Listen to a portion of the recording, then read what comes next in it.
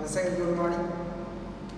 As I discussed that wood is obtained from hair of some animals. Mostly in India, it is obtained from sheep.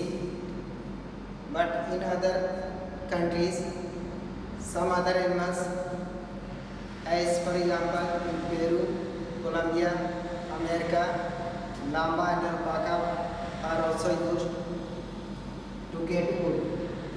But in India, mostly sheep is used, and other like in Kashmir, Kashmiri goat is also used for getting wood.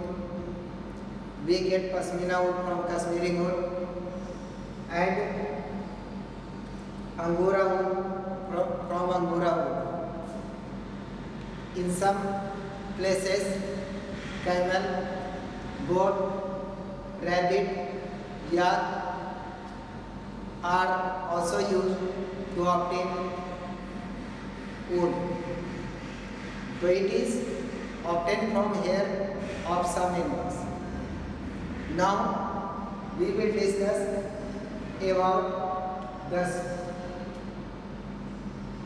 production, that means how wool fiber is obtained from the body of the animals, what are the process of manufacturing of the cloth. So at first, rearing and breeding of sheep. Rearing, that means to keep the sheep at our homes and to feed them. यानी sheep को, भेड़ को पालना और उसे खाना देना. Breeding मतलब उसकी सही देखभाल करना, उससे ऊन को एक्सट्रैक्ट करना. तो on the basis of production, wool is selected on the basis of some quality. जैसे प्रोडक्शन किस वूल में हमें कितना ज़्यादा होगा या किस वूल से हमें ज़्यादा बेनिफिट होगा, ये हम लोग को उसकी क्वालिटी पर निर्भर करता है. यानी जो अच्छी क्वालिटी का वूल है उसका कॉस्ट ज़्यादा होगा, उससे ज़्यादा पैसे हमें मिलेंगे.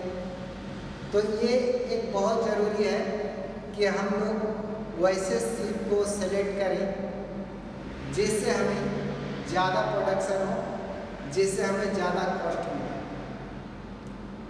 तो it is important to select the sheep on the basis of the quality of hair and it determined on the basis of the quality of hair or fleece of their parents. जो सीप का बच्चे को यदि हम लोग पालते हैं तो हम लोग उसके पेरेंट्स के हेयर की क्वालिटी को पहले जज करते हैं कि उसकी क्वालिटी कितनी अच्छी है. यदि उसके पेरेंट्स की हेयर की क्वालिटी अच्छी होगी तो उसके बच्चे के हेयर की क्वालिटी भी अच्छी होगी. अब नेक्स्ट है breeding, that means providing shelter and food to the sheep. यानी उसको किस जगह पर रखना चाहिए और किस टाइप का भोजन उसे देना चाहिए. तो normally sheep is grass eating animal. It eat grasses, but some other foods are also provided for better quality of hair. यानी साधारणतः वो घास खाने वाले जानवर है, वह घास खाता है, लेकिन उसकी वूल की क्वालिटी अच्छी हो उसके लिए हम लोग उससे कुछ और खाना भी देते हैं, जैसे mixer of pulse, jowar, cake, यानी ऑयल सीड केक है ना. तो इस तरीके से यानी जो दाल हो गया, बॉयल सीड केक हो गया या ज्वार का भी मिक्सर उसको दिया जाता है ताकि उसका हेयर के क्वालिटी या फ्लीस के क्वालिटी अच्छा हो। तो नॉर्मली उसके बॉडी पर 2 तरह का हेयर होता है। एक हो गया outer hair, that is coarse and longer hair. उसका बॉडी के ऊपर जो हम लोग देखते हैं वह मोटा और लंबा हेयर होता है। And the second type of here is just above the skin, that means in between the skin and outer hair। यानी उसके स्किन के ठीक ऊपर का जो हेयर होता है बहुत सॉफ्ट होता है, स्मूथ होता है और स्मॉलर साइज का होता है। तो this place is best quality of the hair, यानी उसका स्किन के ठीक ऊपर जो हेयर होता है वह बेस्ट क्वालिटी का होता है, वह ज़्यादा गर्म होता है। अब हम लोग देखेंगे प्रोसेसिंग ऑफ रॉ वूल को किस तरीके से प्राप्त किया जाता है उसके बॉडी से और उसको कैसे प्रोसेस किया जाता है। तो इसमें सबसे फर्स्ट स्टेप है आपका shearing. Shearing means removing of fleece और hair from the body of sheep is known as shearing. उसके बॉडी से फ्लीस या हेयर को अलग करने का जो प्रोसेस है उसको हम लोग शेयरिंग कहते हैं। And this process is normally done before winter season, arrival of winter season. यानी विंटर सीजन की शुरुआत होने से पहले कम से कम 1-1.5 महीना पहले जो है यह प्रोसेस किया जाता है ताकि विंटर सीजन आते आते उसके बॉडी के ऊपर वह हेयर जो है दोबारा डेवलप हो जाए, जिसके कारण उसको ठंड से प्रोटेक्शन मिल सके। One thing is noted that during the process of shearing, sometimes a skin of sheep is also cut। यानी उसका स्किन भी कभी कभी शेयरिंग के दौरान कट जाता है, लेकिन उसको दर्द का एहसास नहीं होता। उसका रीज़न क्या है? उसका जो स्किन के ऊपर जो सेल होते हैं वह डेड होता है, ठीक है। तो due to dead cell presence on the outer skin of the sheep,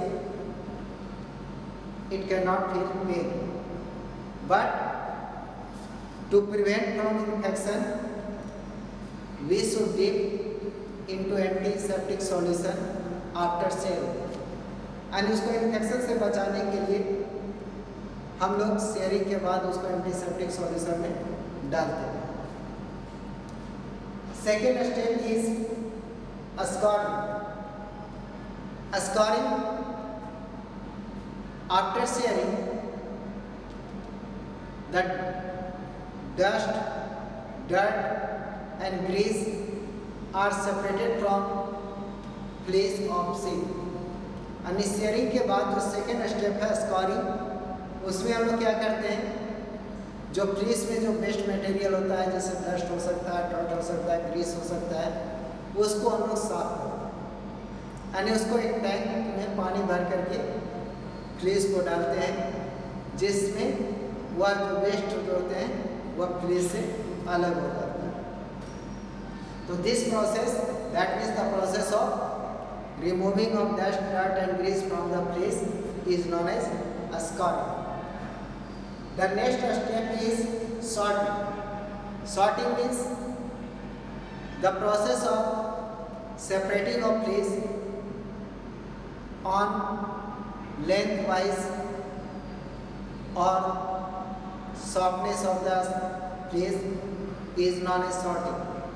यानी उसकी लंबाई के आधार पर या टेक्सचर या सॉफ्टनेस के आधार पर उसको अलग अलग करने का जो प्रोसेस है इसको हम लोग सॉर्टिंग करते हैं, क्योंकि अलग अलग लंबाई का फ्लीस का अलग अलग यूज होता है। तो this is the third step, that means the process of separating of the